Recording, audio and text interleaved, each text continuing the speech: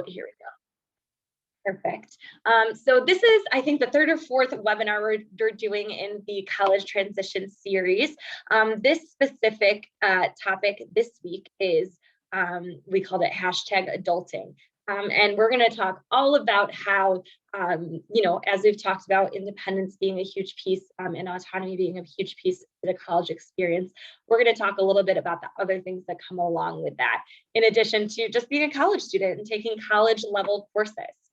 So to kind of get right into it, again, you guys know the chat function, so feel free to throw any questions or comments as we go.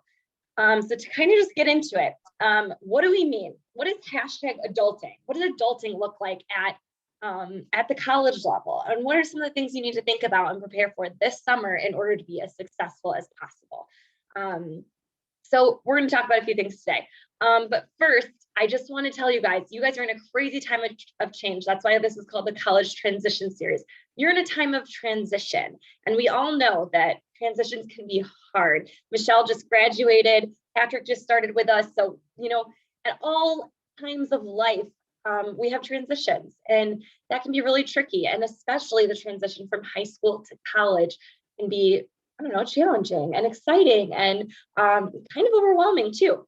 So the transition time and the growing will not slow you guys. You're going to grow so much in these next few years. And ultimately, that's what we want. We want you guys to be very, very best versions of yourself professionally, personally. We want you to have amazing experiences in college. We want you to just grow and feel so confident stepping into the workforce in about 4 years. So obviously, there's some other changes throughout college. I mean, turning 21 throughout your college experience brings on new responsibilities that you may need to consider. There's professional experiences that you're going to tackle through internships, maybe through studying abroad, through professional mentorships. These are all things that happen in your 4 years that kind of just keep coming at you, right?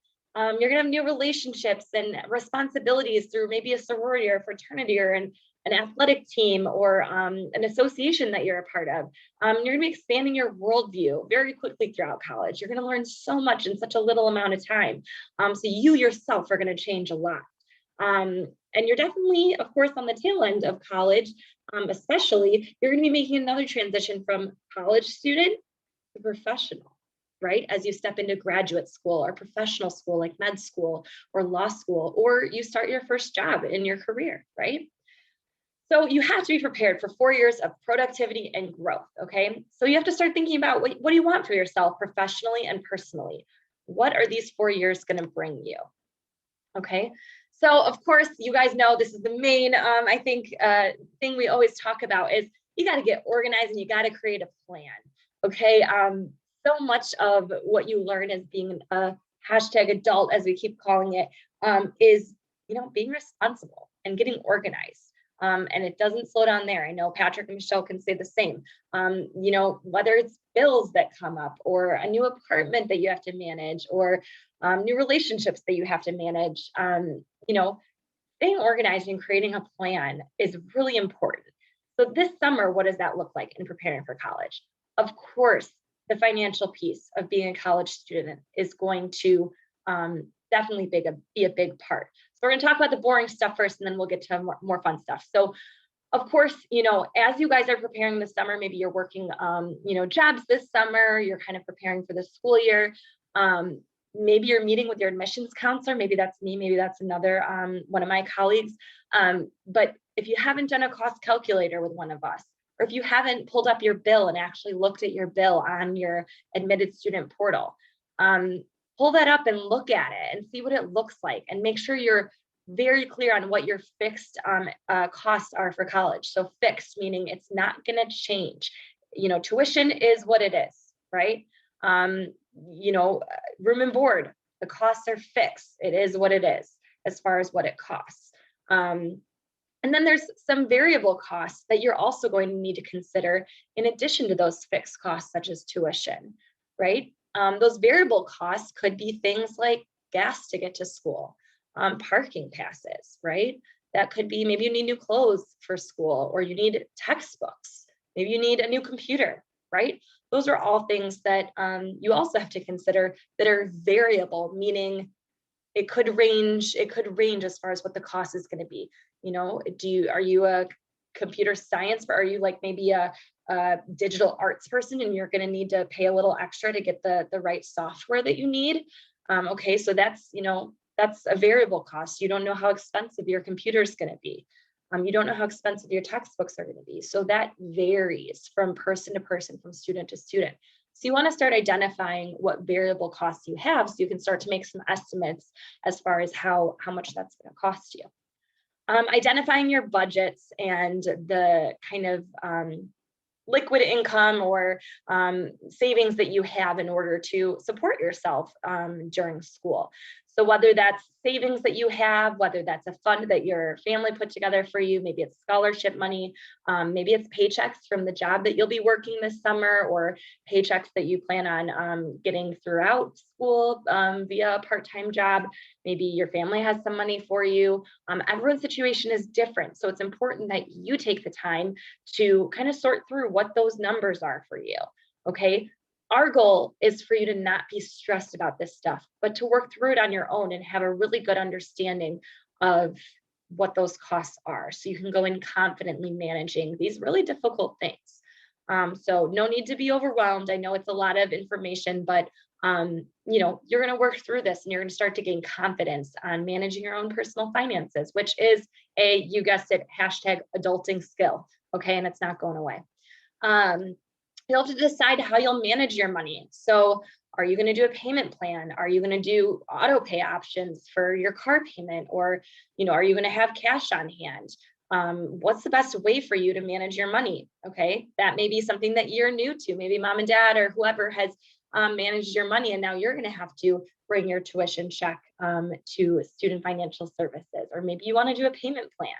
Okay. So you can break up all of your tuition into payments.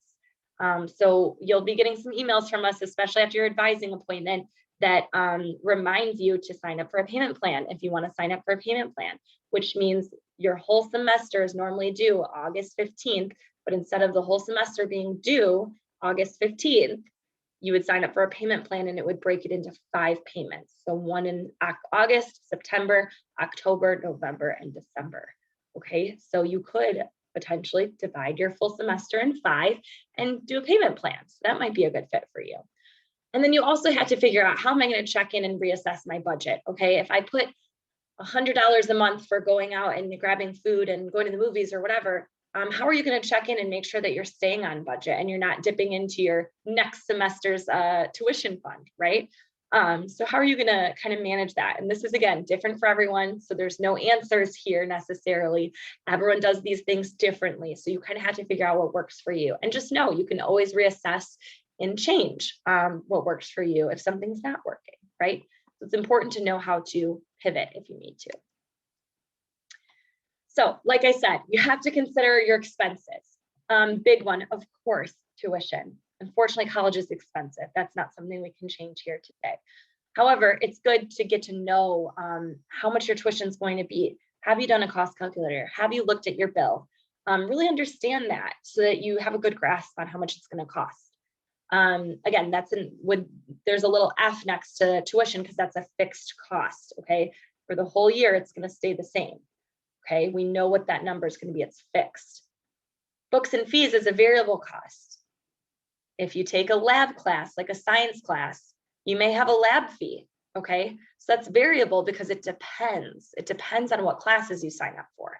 The textbooks, right? That's a variable cost. Do you want a new book? Are you going to rent a book? Are you going to purchase a already used book, right? I will say right now, a little tip, chegg.com is really helpful. It's a really great place to get books. Chegg.com, CHEGG.com. That's where I got my books in college, and it was always a very affordable option. I know a lot of students use Amazon as well. So just kind of shop around and make sure you're being resourceful. Your living costs, do you have to grab lunch on campus? Are you going to need to put some money aside to, are you going to want to get coffee on the way into school? Maybe you're someone who's a coffee drinker. You like to get coffee on the way, especially on those cold days. Put some money aside for that. That's a fixed and a variable cost because it does depend on how much you purchase, right? So you can kind of just see, car expenses, insurance, maybe. food expenses, social expenses. You might want to, go out to the city for a Cubs game or something, and that might cost you some money. So other college experiences, maybe you need to be really frugal your first year of college because you really want to study abroad and you want to have extra money in your pocket so you can hop on a plane from Italy to Sweden. Okay. I encourage you to do that. But you got to plan for it, because you can't just decide a month before you leave, oh, I'm going to save some money now. You're probably not going to have enough. You have to plan for those things. And then you also want to be sure that you're also putting some money aside for savings. I know it's not super easy as a college student to save money. Trust me, I saved like no money when I was in my undergrad at Elmhurst, but it's really important that you also consider, am I able to save any money? And is that something I can do? And if you can, you should, right? So taking advantage of your status as a student, also really important. There's student discounts that are available, especially in downtown Elmhurst. If you buy a computer from Apple and you can show your student ID, they give you a discount. Microsoft products, theaters sometimes give you discounts. I know right downtown in York Road, there's $5 movie nights and there's student discounts. There's a lot of jobs out there that offer tuition support. I'm not sure what it looks like now, but Chipotle and Starbucks were really popular spots for students to work because they have tuition support programs. So consider those kinds of things. I have EU events always have free food. So just something to know. Keep an eye on your email, because if there's free food at an event or some type of fun thing that's happening on campus, a lot of the sororities and fraternities have events that anyone can come out to, and there's always free food. So, keep an eye, walk through the Frick Center every once in a while. You'll always find a free cup of coffee or something for the students. Take advantage of an on-campus job. If you are someone who has federal work study on your financial aid package, that gives you access to jobs that are supported by the federal government on campus, but that is not the only way to get a work study job. If you don't have federal work study on your financial aid package, that doesn't necessarily mean you can't get an on-campus job, or at least a job in the community. So definitely take advantage and look for on-campus jobs as well, because they're normally really flexible with your school schedule, and students love working on campus. So maybe you consider doing something like that. The jobs will not be posted probably until like mid to late July. So keep an eye on your admitted student portal for job opportunities. There's a little icon that will pop up, and then you can kind of explore jobs from there. Other things to consider. Part of adulting is taking responsibility and having some autonomy, and really just kind of owning your college experience or just your life in general. You have to know you're in the driver's seat. So there's a lot of choices. We make choices every day. We make choices to get up and go to work, or get up and eat a healthy breakfast or work out. Life is full of choices, and it can be very exhausting. However, as an adult, you will need to be responsible for those choices, and you will be held accountable for those choices. So it's important to, work closely with your academic advisors and your teachers and your professors, to be very communicative with them, and make the most of your tuition dollars. You do not want to leave college, your college experience, feeling like you didn't take advantage of your 4 years. So if you know you want to study abroad, be responsible. And the second you get to campus, go meet with Kathleen Head. She's wonderful. She's the director of international education. And you can go meet with her and start planning that trip now, so that you're not sitting your senior year going, man, I really wanted to go to Austria for a semester and I didn't do it. And you're bummed, right? So just know that, you're in the driver's seat. You're the one who gets to decide whether you take advantage of something or not. Same thing goes for going to class, you guys. Oh my gosh, I did see it a little bit here and there where students would sometimes just ditch a class or miss class. If you do the math, you'll probably realize how expensive each class is. And it's a choice. Do you want to flush that money down the drain and miss that lecture? Or are you going to take advantage and make sure that you're in class, right? So another thing to consider is if you have loans, if you're taking loans from the federal government, that unsubsidized or subsidized loan. If you have an unsubsidized loan, that means it's accruing interest as soon as you take it, right? So in August, once it's dispersed into your account by the federal government, it's going to start accruing interest. Okay, it's not a ton. Don't stress out. It's going to be okay. These are good loans to have. But you're going to want to maybe pay off your interest at the end of the year so it doesn't compound on top of the principal. That's something that you could make a decision to do as an adult. You could choose to not as well, but it's something that if you monitor it, you might choose to do so. Just so that it doesn't continue to grow interest on top of interest, because that interest accrued for a year compounds on top of your principal, which is what you're borrowing. Okay, so you'll learn this stuff as we go along, and we always have student financial services to help you. I always recommend having a flexible cash side hustle. I mean, if you like to babysit, if you have a lawnmower on hand or could borrow one, if you have some skills in writing, tutor students on writing for, I don't know, 10, 12 bucks an hour, 15 bucks an hour. You could tutor high school students. You could pet sit or dog walk. There's just so many ways that you can just get a little extra cash, especially in Elmhurst. I mean, we're in an awesome community where, local families are always looking for a college student to help with something. So be resourceful, you guys. I'm telling you, I used to have so many side hustles when I was in college at Elmhurst. I was babysitting a few nights a week. I was, dog sitting, house sitting, all of those kinds of things, just to make some extra money. Of course, waitressing or busboy, that kind of opportunity is always great cash as well. And there's a lot of good restaurants in Elmhurst that you can do that through. Make sure you fill out your FAFSA every year. Just another little tip. All of the aid that you got from the federal system, whether it be loans or grants or things like that, you do have to fill the FAFSA out every October after October 1st. So every October you have to fill out the FAFSA if you want that aid every year. So don't miss that opportunity. Keep an eye out for additional scholarships. So even when you're on campus, sometimes there's scholarships you can get even after being on campus. Those are normally external scholarships. So, scholarship for women in the science field, scholarships for education majors. I mean, major departments and student financial services always have scholarship opportunities posted.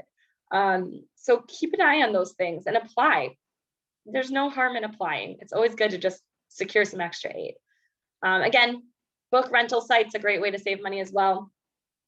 And then also just take advantage of your time off to put extra money aside. We have the J-term option here. So you go to class mid-August to mid-December, and then you have the month of January to take one full class, which of course, one class is not nearly as much as 4 classes.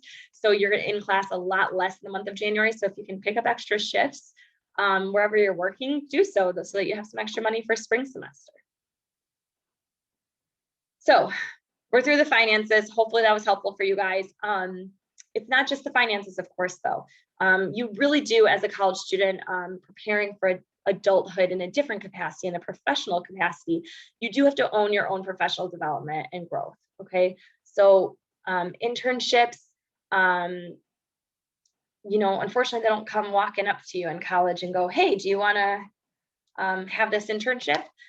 So as I'm putting here, internships do not apply for you to work for them, but you apply for them. So you have to seek out these opportunities.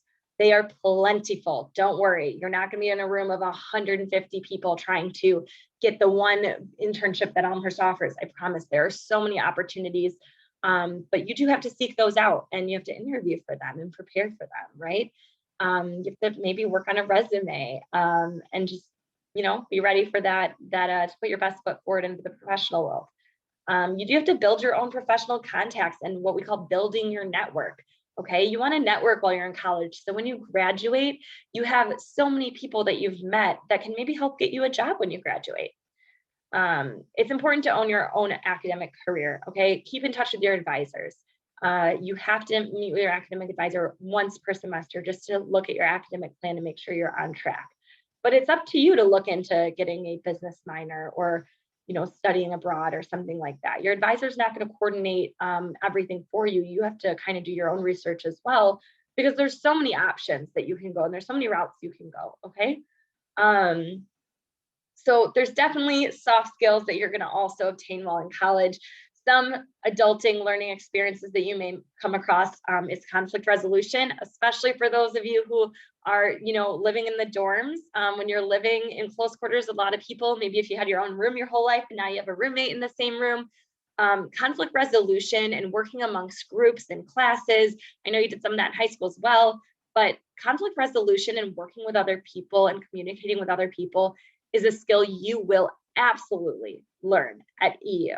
I can just say this is where our students really thrive, is these soft skills that just make you a good communicator and really a good partner, a good teammate, right? Learning how to carry yourself professionally is really important too. Just how to dress, how to speak, how to write an email that's appropriate. All of those things are, things you'll learn throughout your degree as well. And as you're applying for internships and you're writing a thank you letter after an interview, our Center for Professional Excellence absolutely trains you on those things. But again, you have to seek those opportunities out and seek the support out, right? Ask for help, take ownership for all of your choices. I know there's a lot of choices. We've talked about a lot of them today, but it is on you to make the right choices. And when you don't, you got to own it. It's just how it goes. You guys can do anything, okay? You guys can do absolutely anything. So be brave, put yourself out there. And remember, when you get to campus, whether you're a transfer or you're a freshman, just remember, looking around, everyone's just doing the best they can and everyone's in the same shoes as you. We're just all trying to move forward, to learn more, to get better, to grow, right? Adulting does not end. I promise you. Patrick and Michelle can say the same thing.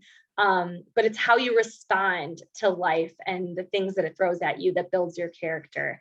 And it's very important that you guys consider those things during these experiences, even if they're hard. You are learning, you are growing. So keep investing your time and energy in getting better and growing yourself. So college is also a fresh start for the things that you might have struggled with in high school or at your current institution.